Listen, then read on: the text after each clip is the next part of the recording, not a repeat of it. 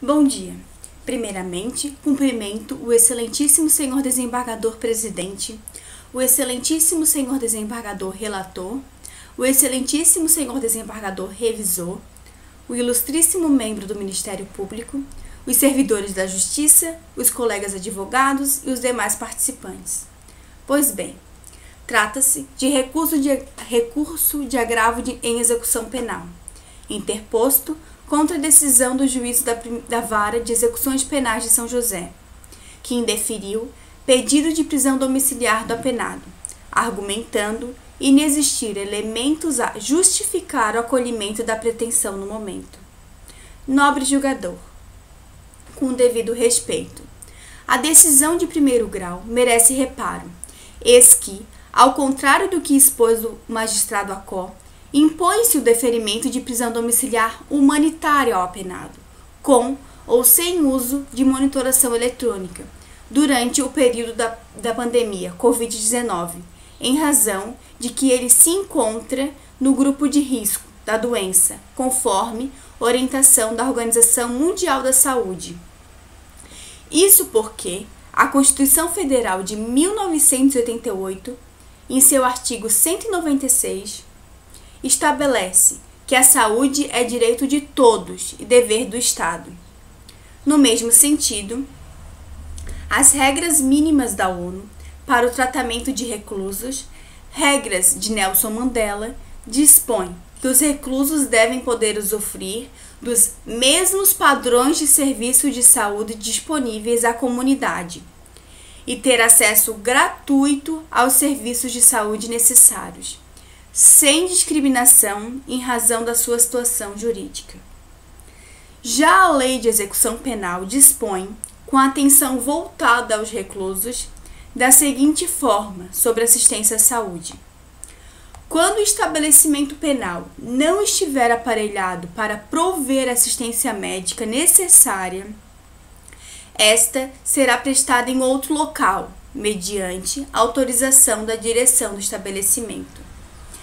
Apesar das bonitas palavras utilizadas nas normativas mencionadas, é de conhecimento de todos que a realidade do sistema penitenciário brasileiro vai totalmente contra tais preceitos, seja pelas superlotações, celas imundas e insalubres, falta de água potável e produtos higiênicos básicos e demais condições degradantes.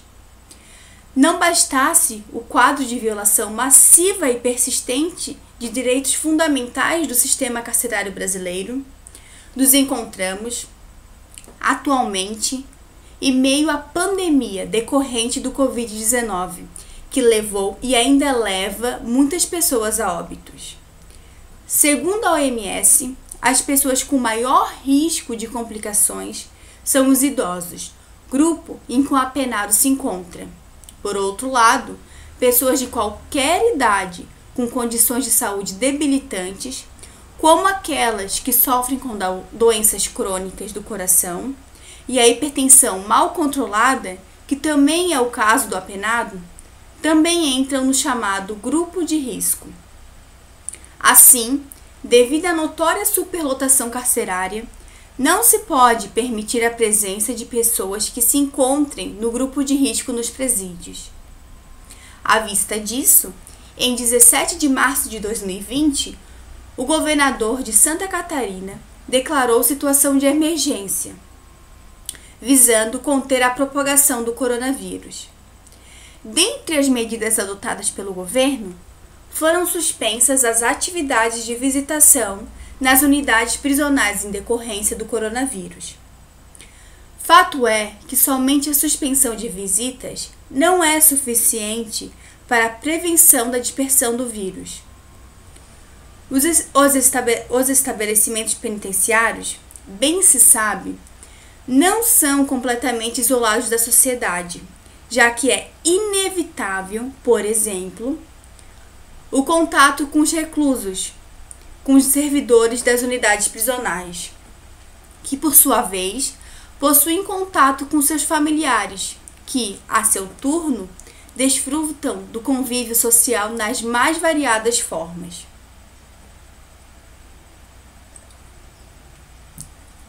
Ademais, nesse ponto, é importante destacar que a principal forma de prevenção, lavar as mãos com frequência, não tocar o rosto com as mãos que previamente não tenham sido lavadas, fazer uso do álcool em gel 70% está longe de ser uma realidade nos estabelecimentos prisionais. No outro norte, a Lei de Execuções Penais prevê, em seu artigo 117, a possibilidade de cumprimento da pena em prisão domiciliar para os condenados acometidos de grave doença.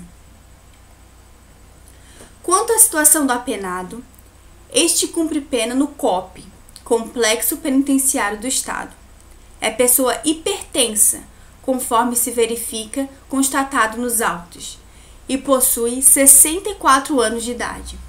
Portanto, referida idade e enfermidade por si só é suficiente para enquadrá-lo no grupo de risco da Covid-19.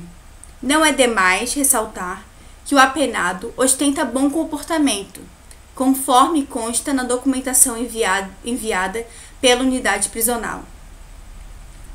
Desta forma, portanto, por tudo que foi dito, e principalmente ante o princípio da dignidade da pessoa humana, a concessão da prisão domiciliar humanitária, com ou sem monitoração eletrônica, durante o período da pandemia, é medida que se impõe em favor do apenado, que se encontra em grupo de risco indicado pela OMS, pelo que se pede deferimento.